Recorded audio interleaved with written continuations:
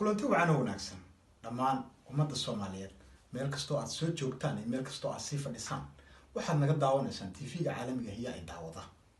maanta waxa barnaamijka marti noogu ah musharax madaxweyne 2020ka waxay iga xaltay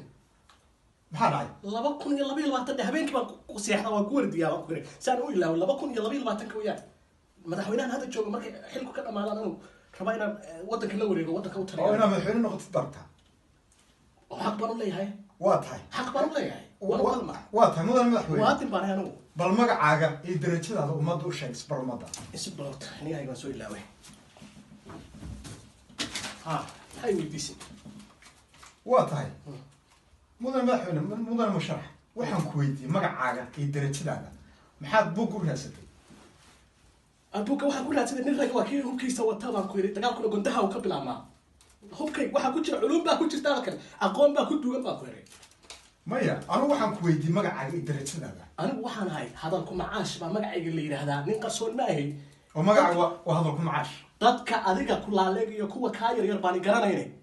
dadkii hore oo asalka ahaa de Soomaali asalka ay garanaysaa aniga waa tahay maxaad u rabtaa in aad madaxweyne noqotid maxaad soo barataa aqoontaada maxay tahay bal dadka u sheeg anigu niyahow horta waan ku ogahay dadka reer galbeedku wacdiyay baa lodkoodii tahay dhalinyarada waa nala ku diray odayaashu way idin talin aqoon ma lahan dhaqankii in la idinka kaxay waxbaa la doonaya waan ogahay anigu waxaan nin soo halgamay horta waagi horena dadkii waxaan ahaa berigii dee meesha xun joogtay reerkayga halkaasaan saaray reerkayga way garanayaan hadalku macaash baa la yidhahdaa maalmo badan ba iyagoo ku foorarto oo ilmo dhagax ka adkaadeen yaan furka tuuraa baa ku yiri intaan furka tuuraan ku yiri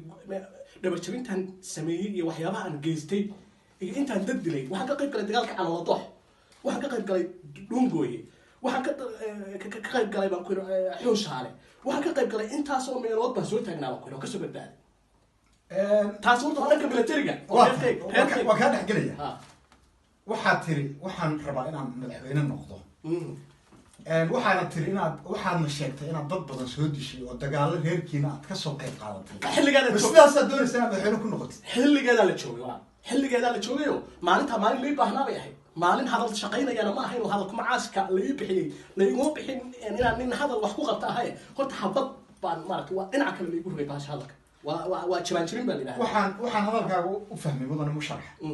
in aad isleedahay qofkii Soomaaliya wax soo dira ama qofkii reerkiisa wax u soo noqday ama dad soo laayay ama hogaamiye kooxeed soo noqday baa wadankii xilka qaban karay aqoon ba looma baahan walaal hadal maylika aame saaxiibo may faqantay reexabad waxay dhahaa war maa galayna qahaayo waa sax may faqantay hadal anigu Soomaaliya ninkii la taga baan ku yiri dabada tareesa laga soo gelinaya anigu waxaan dhanka militariga nin ku horeeya weerar iyo difaac baan anigu dagaaladan ku guuleystay wax qoran okay waxay sheegtaa title-ka ummadda ay kugu yeeri doonaan waxaan u qalmaa anigu sidaan is leeyahay wey laakiin ummaddan ummad wax ogol maaha laakiin qiimeyn markaan isku sameeyey professor ama general waa waxaan u qalmo oo waxa adiga qiimeyn isku samaysay oo astiri oo qalantay 68 sano jiraa intaasna maalin Soomaali ii baahan tahay iyo maalin reerkaygu ii baahan yahay iyo maalin la baa ayaan soo taagnaa waa ka dhex gelaya reerkiina meel Nordic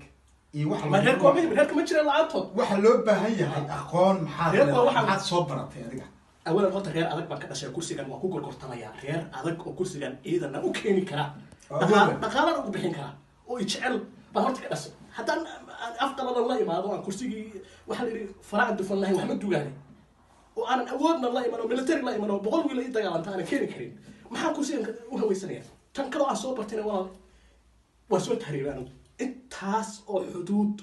yaan waxa ku soo maray bilaabo sharci iyo bilaabo saboor wariyaha Siberia Sahara Siberia barf weeyaan wariyaha 12 bilood barfu kama kaco saddex farood hadda inta hoosayga go'an Siberia ninka waxaan hay intuu agiisa ku soo maray maanta halka kula joogay oo galbeedku kula joogay laakiin aqoon ma noqonayso intaas oo qaardood baan bilaa sharci ku soo maray waxa loo baahan yahay qofka xilka Soomaaliya madaxweynaha qabanaya waa inuu lahaado aqoon ama jaamacad ka soo baxay jaamacad ka soo baxay wariyaha jaamacadda waxaan ka soo baxay tan aqliga iyo tan practicaliga waxa walba waan soo sameeyay waxaan adigu waraaqahan iyo qalmaanta lagu weerinaysaan hadda idinkaas ka kiimbarajeenaya waxaan anagu gacmaha ku soo sameeyay waxaan labada lugood ku soo sameeyay waxaan ku yiri aad waraaqaha ku qoraysan anigu anoo jiifa baan gabay ahaan u samayn karaa ما يفهمت ولا تذكر تذكر وجوابنا يا تذكر سجان بنقلنا ونوقف يا تذكر ما هي بنقلنا لكن كي بنقلنا أفصل ما بنقلنا ولا أنا وحنا قرت هنا ضف مشار تعرف مشار نبغى تكون دون إسلام ما محل هذا مقعي الرسمي أنا هذا لك معاه صنع واقرت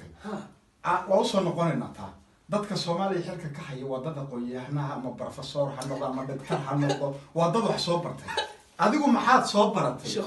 wadanka aad wax u qabanaysaa qoontaadu maxay tahay كلية بلاي قلنا وقت قال لك قالوا مياه مركز حل أفرض أخص حل من بنتهور يستاجو واحد وش يا قوم بكوقف في الله هذا أنا مد ناترال أو طبيعي وإلهي يقدر يبغى متعقونت إلى أن كفار يواقون أنا الله حين يهي أنا معك والحين يعطاني أنا الدون كمان واحد كل سومالي لا هذا عرفتي إذا ما ضي واحد مو بريء أنا قاعد توتاي تحت عن واحد كل عيد جهري ما كرته ولا أرجع حسه ولا كم ساسة تطوشوا مريم كل ودن بوق وما باهنا ودن عيد واحد شو باهني وموحى كو عند عونيسا هذا ودنك wuxuu u baahan yahay buug qalin u baahan yahay qoone qofkii wax dilaya un baa maanta wax noqon kara misdaas ay misdaada Allah hayra war maanta waxa ku salaada waqtigeeda la tukaday maanta halka iyo meesha aad moodayso xaaladu ma taagna hagee Paris baad joogtaa marka qalin la soo ordayso hagee joogtaa way soo muqdisho laakiin adigu ma tahay nin intuu tuuta xirto oo madaxweynenimada saab ku qabsan karo xilka saab ku qaban karo maaya boqol wiil ay dagaalanto ay dibataan la yidhiigooda iyo hora anu waxay reerkiina anu hogaamiye reerkayaga aha anu nin hogaamiye raba yaa wadanka xukumayda